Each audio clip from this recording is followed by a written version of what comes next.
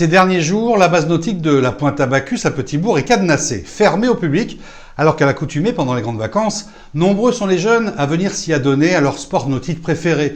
C'est que le plan d'eau est totalement obstrué par les sargasses. Ces masses brunes et visqueuses envahissent systématiquement tout le littoral de la commune petit-bourgeoise. Et comme d'habitude, les habitants n'en peuvent plus, comme Séverin Nebeau, 68 ans, que nous sommes allés voir chez lui, au dernier étage de la résidence Jean Ignace. Parce que si on regarde bien par la terrasse, il y a encore des arrivées là. Ah oui, il y a des arrivées. Il y a des arrivées. Quand vous regardez sur la terrasse, vous verrez, le moment pour un point. Hein.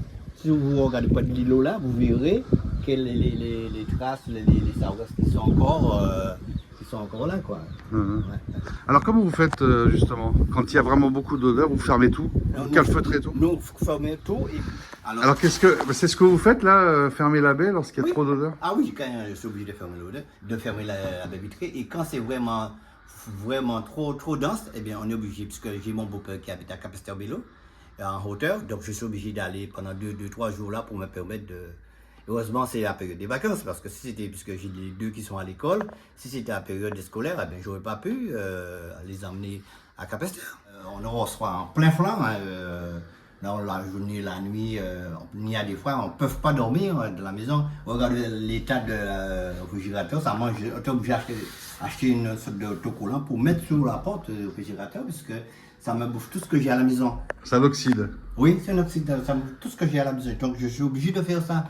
J'ai un fils qui est couché là, puisqu'il est sorti de l'hôpital il y a 2 jours. Et parce que l'odeur, il ne peut pas en supporter. Donc, il a été hospitalisé pour ça? Si, il était hospitalisé pour ça, oui, bien sûr. Il est resté combien de jours? Il est resté 3 jours. 3 jours, et maintenant ça va mieux? Ça commence à aller, mais c'est pas encore ça, lui, c'est pas encore ça. Mais nous avons nulle part aller d'autre. Donc, vous comprenez? Bien sûr. Vous comprenez?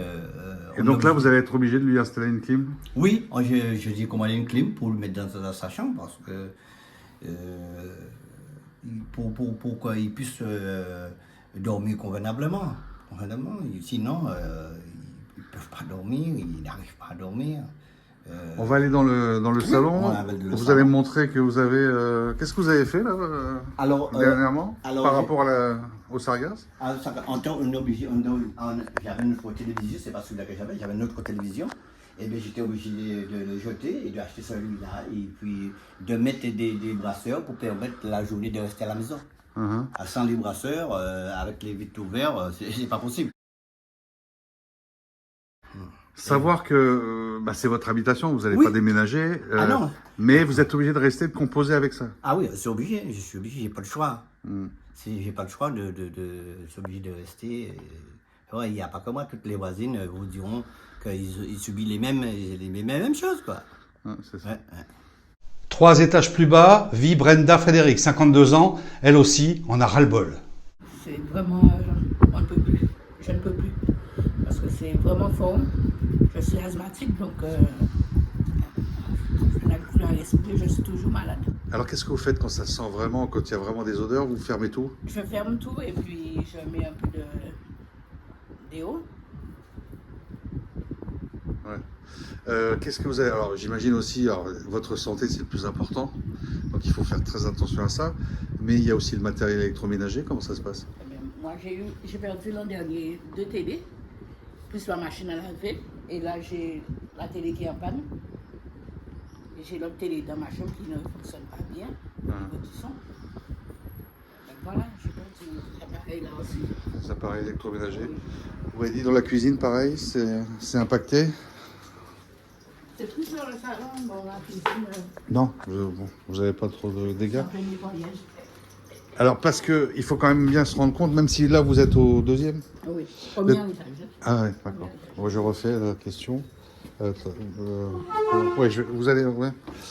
Donc vous êtes au 1er étage, oui. Et on voit bien que vous êtes carrément exposé puisque la mer est juste en face. Oui. Qu'est-ce qu'il y a d'autre comme incidence? Ah, la clim? La clim ne marche plus? Depuis le point de vue sur les hauteurs de Petit-Bourg, on aperçoit ces masses brunes et visqueuses qui envahissent l'ensemble du littoral. Pour tous les riverains exposés, même ceux qui résident loin du bord de mer, mais qui respirent aussi ces odeurs nauséabondes et maladives transportées par les vents, les conséquences de ces échouements massifs sont catastrophiques et cauchemardesque.